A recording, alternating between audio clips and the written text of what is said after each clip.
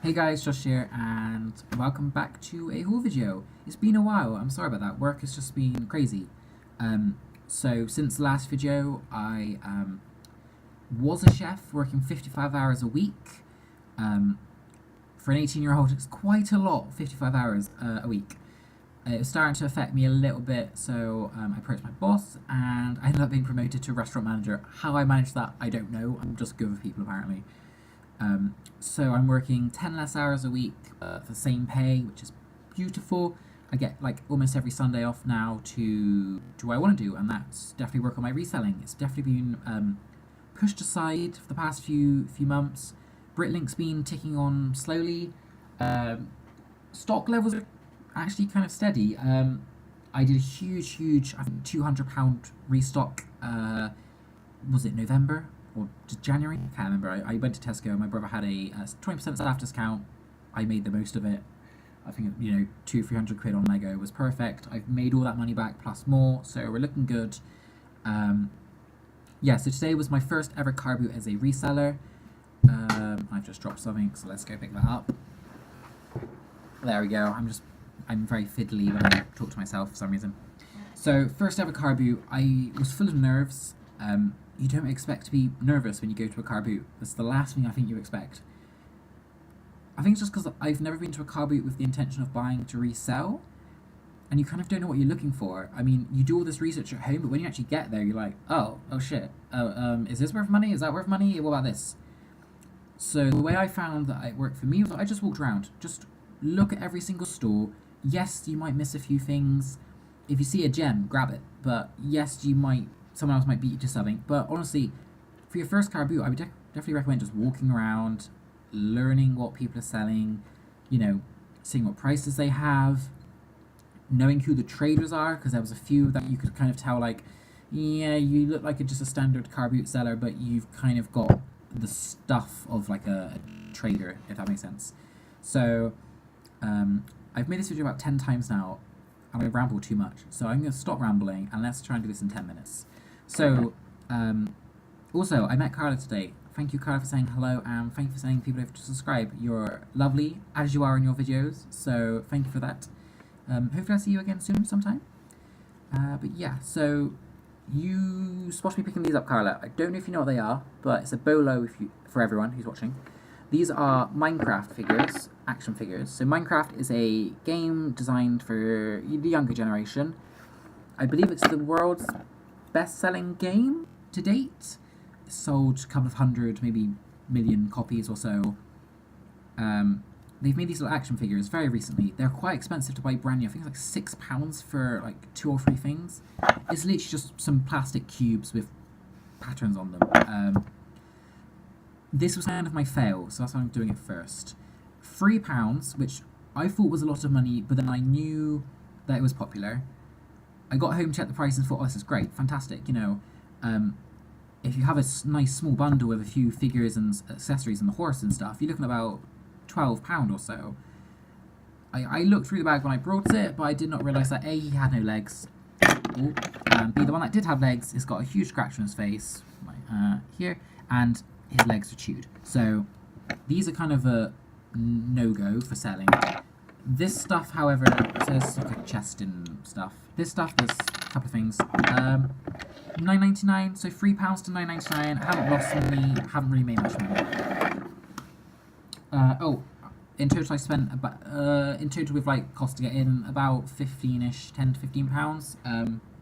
I've included my petrol in that as well, because I had to top up. Yeah. So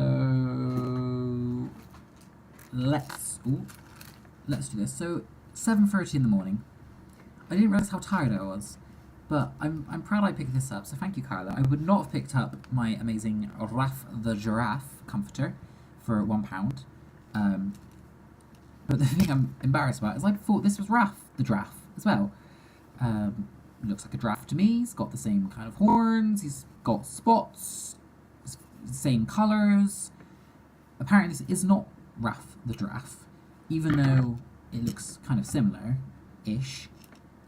But I was thinking, can I be cheeky maybe, and would a 2-year-old realise that this isn't Raph the Giraffe? So I'm thinking £11.99. So both these are £1. I'm thinking £11.99 on its own. But if I stick this with it and pretend this is also a Wrath the Draft, obviously I'll declare it as just a draft toy or something. Wrath the Draft comforter with draft toy. I'm thinking £14 to £15.99 for a £2 investment. I think that's quite good. And then Steve, who Carla told me his name is, he does fill a bag. I didn't realise that, and I feel kind of bad now because I think I might have been able to get this a bit cheaper. But next time, I don't know how it works. Carla, do you just fill a bag? Do you take your own bag and just start ramming stuff in it? I like the whole rummaging aspect. I thought that was quite fun. You just sort of have to like rummage through like 20 bags on the floor. I picked up these Dora the Explorer DVDs. There's 4 of them there. They're no order, it's just random numbers. They're really grubby. £2, about $9.99. Not much money in them as I thought, but I've made my money back in a little bit more. And this is the thing I'm most proud of. A box. Now, what is vintage? What is classed as vintage? I would say this is vintage, but I'm young, so to me this is quite old. Where is it? So it's a official Looney Tunes Sun Signs Warner Brothers official mug from 1994. And what's the difference between sun signs and star signs? This is sun signs. It's the cancel one. What's the difference? I don't know. I thought it was the same thing, but I'm not too sure. Where did I pop the mug? Is the question. Hello, bug? Bug? Oh, it's right in front of me. What am I doing? Like I said, I've made this video a few times. I'm losing it. I've had 3 hours of sleep, guys. Please. So it's got, you know, the Looney Tunes logo on the bottom. It's got the piggy guy, Percy Pig, let's call him. It's got Percy Pig on the front of a bone and Woof the dog, I don't know. And it's got the cancer sort of quote there. Looney Tunes is very, very collectible. I think more in America. So this might go GSP. Does GSP go to America? I don't even know. I don't use it really. He had some lovely other glassware and ceramics that I knew I could make some money on. But we all know Hermes likes to play football with our parcels, and they also don't cover the fact they play football with our parcels. So I didn't risk it. There were some lovely Eternal Bow plates there. They were a little bit chipped, but there was money in them. I didn't want to risk it.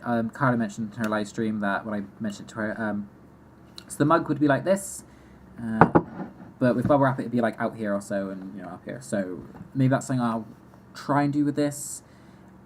If I'm thinking, so this cost me £1, 50p, which is crazy, 50p. I'm thinking towards the £20 mark. You know, between 15 and 20 quid. There's none on eBay. It's quite old. It's boxed. Box is in really good condition as well. I'm thinking 15 to 20 quid. 50p to 15 to 20 is quite good. Next, also with the cup, so it was 2 for £1, I got this Dorothy Perkins rabbit. Is it? I think it's a rabbit. It's got floppy ears. It's one of these ones with the beans in the back that you put in the microwave for kids. I can't find this one on eBay, but there are some like elephant ones with the beans in, but they smell of lavender for £8. So 50p into 6 to 8 quid isn't too bad. I'm gonna take that.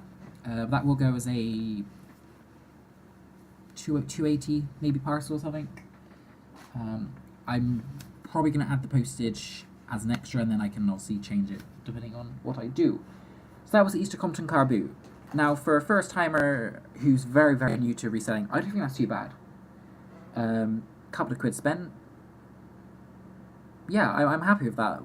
I've learned from the mistake. I always say, review what you've done for the day. So if you go charity shopping, review what you've purchased. You know, think of something to improve on. And my improvement for next time I go car booting is definitely check the bags. You can't trust people. Even if they seem like a nice guy or a nice family, don't trust them. You can't trust anyone. Because that could have been a huge fail, and that could have been £3 from my business gone. So me and Carla spoke about the Trenchline car boots. I knew it was on, but I wasn't expecting it to be too busy. I thought there would be no one there. She said she got told there was a row and a half, so I thought, oh, maybe it's worth the visit. I popped down. By the time I got there, it was like 9 o'clock. 3.5 rows, But honestly, 2 rows were traders and mothers selling outgrown baby items. So like, you know, your brand new baby grows, well, your used baby grows, you just in boxes on the floor. Baby clothes aren't my forte, they're not what I know. Honestly, I walked around there like 6 times and expected to go home with nothing, and that would have been a waste of £1. So I kind of wanted something. I found this. I thought it was brand new because they very craftily had it in a bag, and I thought, oh, it's obviously been brought online. They've put it in a bag. You know, they ship it in a bag maybe. And I went to take off the 20p, and it was inside the bag. So obviously, they've either they've washed. It's washed. It smells washed. They've washed it and either put it in a bag to keep it clean, or they're also a eBay seller or something, or an Amazon seller, and they couldn't sell it, so they just stuck it in a Carboot for 20p. There is some money to this. I haven't actually looked it up, but I'm assuming comforters have the same value range, kind of. So I'm thinking it was a George. I don't know. Raf is B&M, I think, isn't it? So B&M and George are kind of the same sort of shopper-wise. You know, they get the same sort of clientele. Maybe £10, 8 to 12, maybe, but 20p to that is ridiculous. I'm happy with that. So that was everything.